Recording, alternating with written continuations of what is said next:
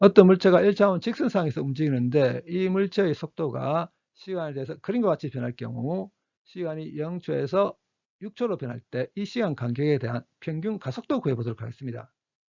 우선 시간이 0초에서 6초로 변할 때 속도가 어떻게 변하는지를 그래프를 통해서 확인해 보면 0초인 순간 속도 0에서부터 시작해서 6초인 순간 속도가 플러스 8m/s가 되죠. 이 시간 간격에 대한 평균 가속도는 이 두 점을 잇는 직선의 기울기가 평균 가속도입니다.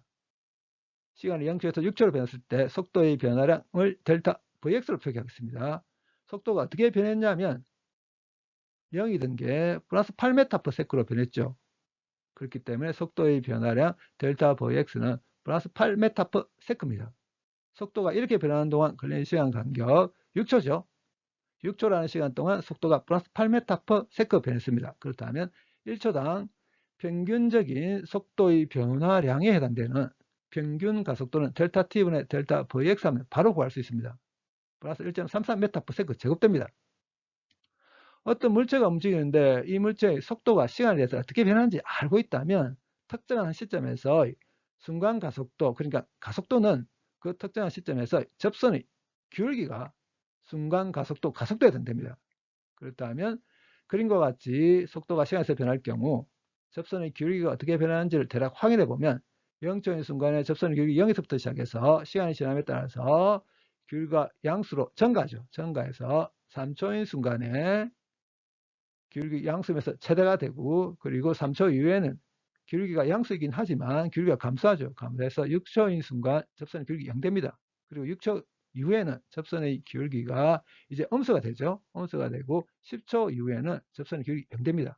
그렇다면 순간 가속도가 양수로 가장 큰 순간, 순간 가속도가 양수로 가장 큰 순간이란 말은 접선의 기울기가 양수이면서 가장 큰 순간을 뜻합니다. 그러면 좀 전에 얘기했듯이 그래프상에서 3초인 순간에 접선의 기울기가 양수면서 가장 큽니다. 그러면 3초인 순간에 접선을 대략 그려보게 되면 이렇게 그릴 수 있거든요. 이 접선의 기울기를 구하기 위해서 이 접선을 연장하겠습니다. 이렇게 연장해서 3초인 순간에 접선의 기울기를 이 직선의 기울기를 구함을 해서 구해보도록 하겠습니다. 그럼 이 직선에 대해서 두 시점 선택하겠습니다. 1초일 때 그리고 6초일 때. 1초일 때 이 직선에 대해서는 0대죠. 그리고 6초일 때 10대거든요. 그렇다면 직선의 기울기, 그러니까 3초인 순간에 접선의 기울기는 이렇게 구해주면 됩니다. 플러스 2m/s 제곱됩니다. 결국 3초인 순간에 가속도 부 플러스고 가속도의 크기 2m/s 제곱됩니다. 그 다음에 가속도가 0인 순간은 접선의 기울기가 0이 되는 시점, 6초인 시점이죠. 그래서 6초인 시점에 가속도 0됩니다.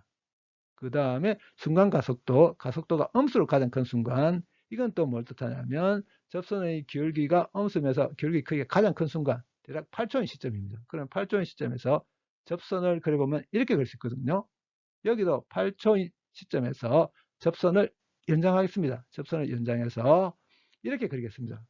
그리고 이 직선의 기울기를 구함을 해서 8초인 순간에 접선의 기울기 구해보도록 하겠습니다. 그리고 이 직선에 대해서도 두 시점 선택하겠습니다.